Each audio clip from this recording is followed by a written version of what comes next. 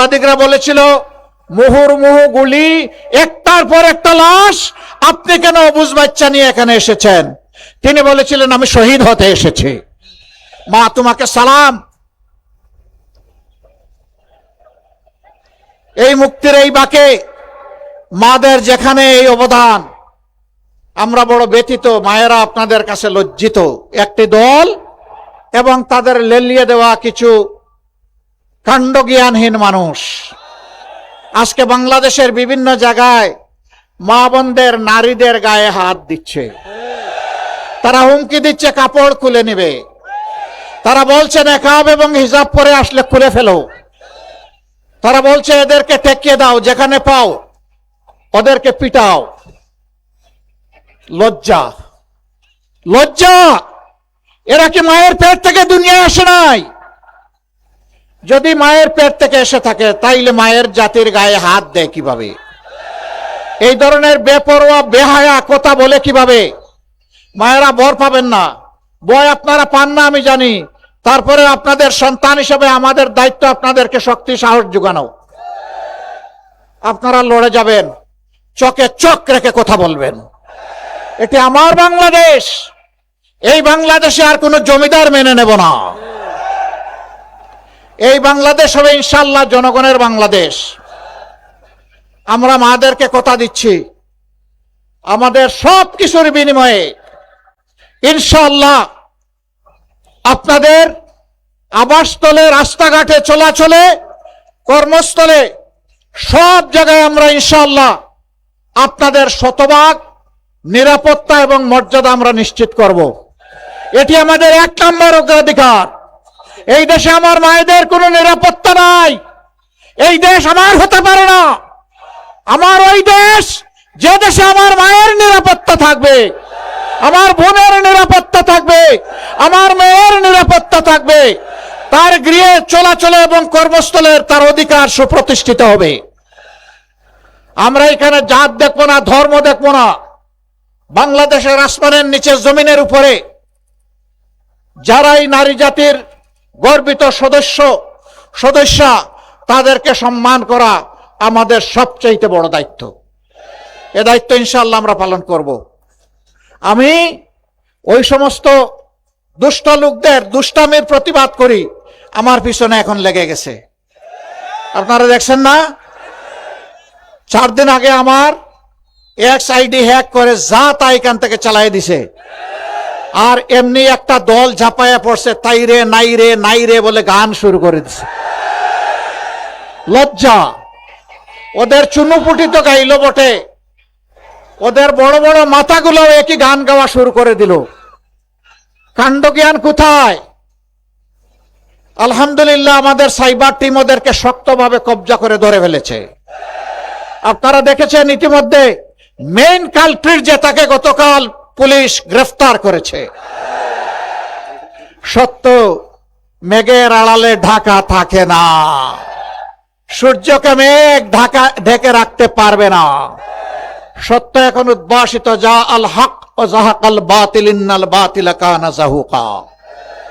সত্য এখন মানুষের দূরগুড়া এসে, দরজায় এসে বলছে টক টক টক, জেগে উঠো, লাফ দাও, সামনে এগিয়ে যাও। পিছনে তাকানোর কোনো সময় নেই, পিছন নিয়ে কামড়া কামড়ি নাই, জাতিকে বিভক্ত করা নাই। আপনারা সেই ম্যারাথন দৌড়ে সবাই সামিল হবেন ইনশাআল্লাহ। যুবকরা, আমি আগেও বলেছি, এখনো বলছি, যুবকদের হাতে অপমানজনক বেকার ভাতা তুলে দিব না। সবগুলো হাতকে শিক্ষা প্রশিক্ষণ দিয়ে দেশ গড়ার কারিগরের হাতে ইনশাআল্লাহ আমরা কনভার্ট করব, পরিণত করব। সেদিন কাজগুলো সবার ন্যায্য পাওনাগুলো হাতে দিয়ে বলবো, এগিয়ে যাও, এ দেশ তোমাদের। উড়োজাহাজের ককপিটে বসো, আমরা বসবো প্যাসেঞ্জার সিটে ইনশাআল্লাহ। সেই গতিতেই বাংলাদেশ সামনে এগিয়ে যাবে। সেই যুবক, সেই সাহস, সেই উদ্যম, সেই শক্তি আমি আজকে কুড়িগ্রামের এই মাঠে দেখতে পাচ্ছি। যুবকরা তৈরি হয়ে যাও, এই বাংলাদেশ তোমাদের হাতে তুলে দিচ্ছি ইনশাআল্লাহ। এই বাংলাদেশের ভার তোমরা বহন করতে রাজি আছো? মোবারকবাদ। এগিয়ে যাব, কেউ থামাতে পারবে না ইনশাআল্লাহ। বাধা মানবো না ইনশাআল্লাহ, বাধা মানবো না। কোনো বাধাই এবার জনতার বিজয় আর ঠেকিয়ে রাখতে পারবে না ইনশাআল্লাহ।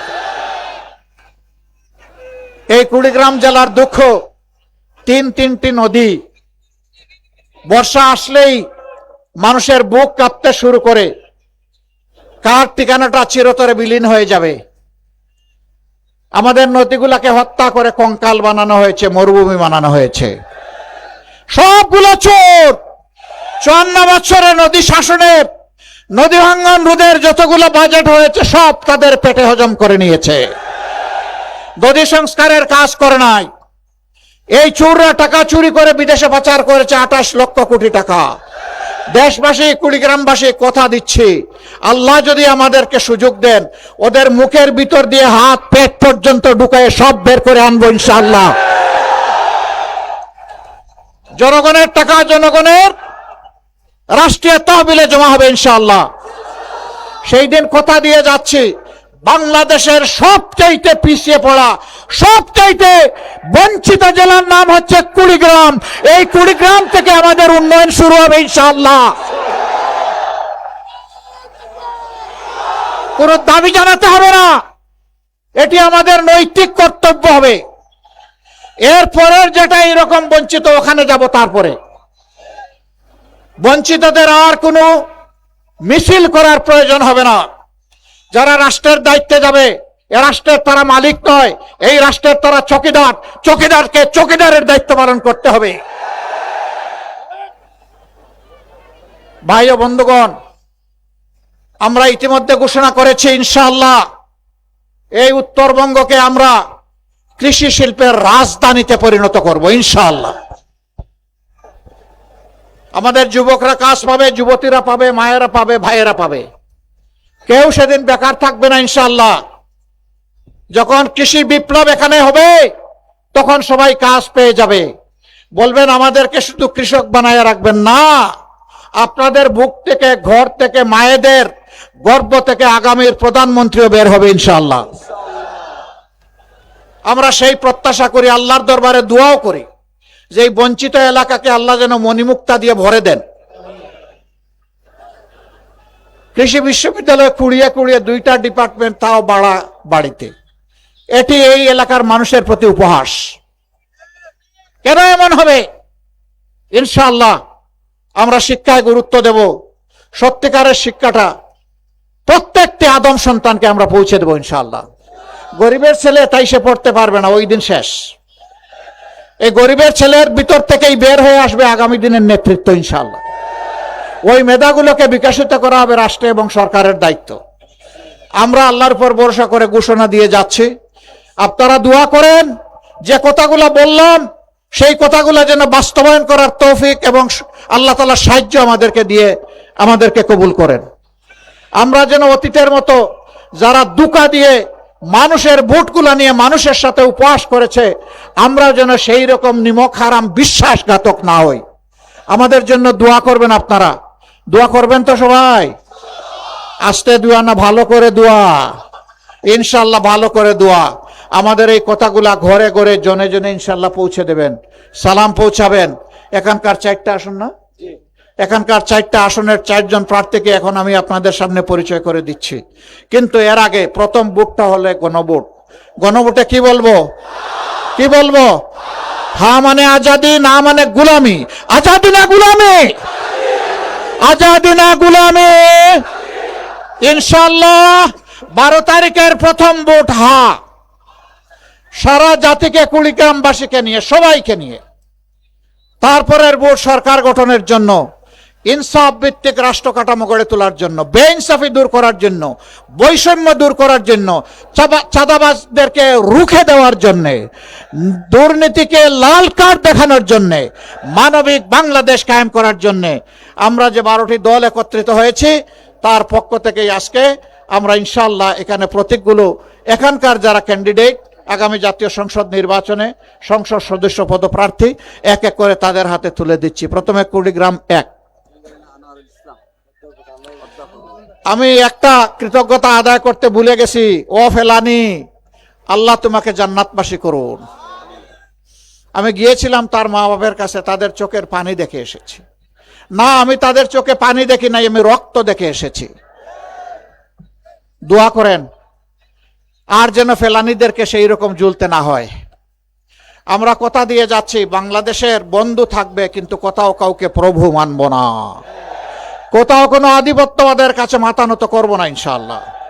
এবার আসুন কুড়িগ্রাম 1। ও, এখানে তো আপনারা বলেন নাই। জি, ইনশাআল্লাহ খুব ভারী পাল্লা, বড় করে ধরতে হবে, উঁচিয়ে ধরতে হবে। প্রতীক আছে? কোন সে প্রতীক? জুড়ে সুরে, আরো জুড়ে। সারাদিন 12 তারিখ সকাল সন্ধ্যা ইনশাআল্লাহ বিজয় হবে, ইনশাআল্লাহ বিজয়মালা, ইনশাআল্লাহ। এ মানুষটাকে চিনেন? মায়া লাগে, ইনশাআল্লাহ দোয়া করবেন। তারপরে কুড়িগ্রাম 2 এনসিপির নেতা শাপলাকুড়ি আতিক মুজাহিদ, ডক্টর আতিক মুজাহিদ চিনেন সবাই? হাত উঁচু করো। এখানে শাপলাকলি আছে, কি আছে? ইনশাআল্লাহ 13 তারিখ থেকে এইটাই শাপলায় পরিণত হবে, ইনশাআল্লাহ প্রস্ফুটিত হবে। আরে ভাই, মার্কা আছে? কোন সে মার্কা? আরো জুড়ে, সবার তরে, মা বোনদের সারা বাংলায়, কুড়িগ্রামে ইনশাআল্লাহ 12 তারিখ বিজয়মালা, মাশাআল্লাহ। আচ্ছা, এই একজনকে আমরা কুরবানি করেছি, দাড়িপাল্লার বাহক ছিলেন। আমরা এখন সবাই মিলে ওই আসনে শাপলা করি ইনশাআল্লাহ। আল্লাহ তার হায়াত এবং ইজ্জত বাড়িয়ে দিন। মাশাআল্লাহ, মাশাআল্লাহ। আঙ্কেল হয়, খুবই ভালো, মাশাআল্লাহ। এবার কুড়িগ্রাম 3।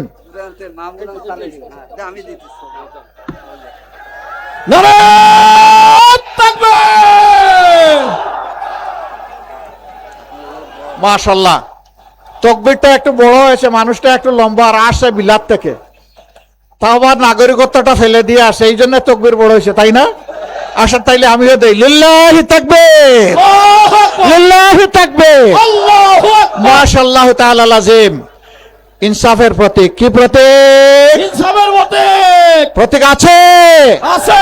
কোন সে প্রতীক? দাড়িপাল্লা। মাশাআল্লাহ, দাড়িপাল্লা। ইনশাআল্লাহ দাড়িপাল্লা। ভাই বোনদের দাড়িপাল্লা। ইনশাআল্লাহ দাড়িপাল্লা। সবার তরে দাড়িপাল্লা। 12 তারিখ দাড়িপাল্লা। সকাল সন্ধ্যা দাড়িপাল্লা। সারাদিন দাড়িপাল্লা। বিজয় হবে, দাড়িপাল্লা। ইনশাআল্লাহ দাড়িপাল্লা। বিজয়মালা, দাড়িপাল্লা। মাশাআল্লাহ। মাশাআল্লাহ।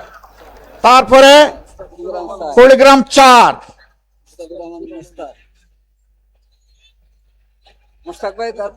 মুস্তাফিজুর রহমান মুস্তাক, ইনশাআল্লাহ এগেইন ইনসাফের প্রতীক দাড়িপাল্লা।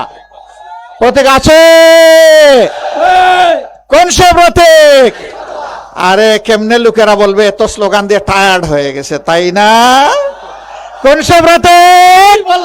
আরো জুড়ে, আকাশ বাতাস কাঁপিয়ে দাও, ইনশাআল্লাহ বিজয় হবে। 12 তারিখ সকাল সন্ধ্যা বিজয়মালা, মাশাআল্লাহ। সবাইকে ধন্যবাদ। আসুন, এখান থেকে যে জোয়ার শুরু হবে, কোন জায়গা থেকে জোয়ার শুরু হবে? কুড়িগ্রাম থেকে জোয়ার শুরু হবে। এই জোয়ার গিয়ে লাগবে ইনশাআল্লাহ বঙ্গোপসাগরে। এই জোয়ার হবে ন্যায় এবং ইনসাফের পক্ষে। শেষ আওয়াজ দিয়ে বিদায় নিব মহান আল্লাহকে স্মরণ করে। এগেইন লিল্লাহি তাকবীর, লিল্লাহি তাকবীর, ইনকিলাব, ইনকিলাব, জিন্দাবাদ, জিন্দাবাদ, ইনকিলাব, ইনকিলাব, ইনকিলাব, জিন্দাবাদ। আসসালামু আলাইকুম ওয়া রাহমাতুল্লাহ।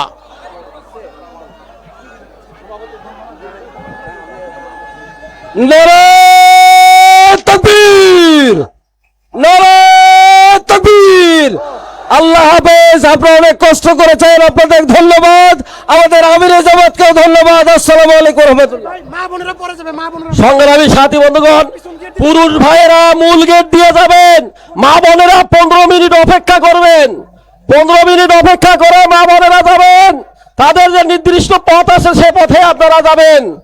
আর পুরুষ ভাইরা মূল গেট দিয়ে যাবেন, একটা গেট দিয়ে পুরুষ ভাইরা যাবেন।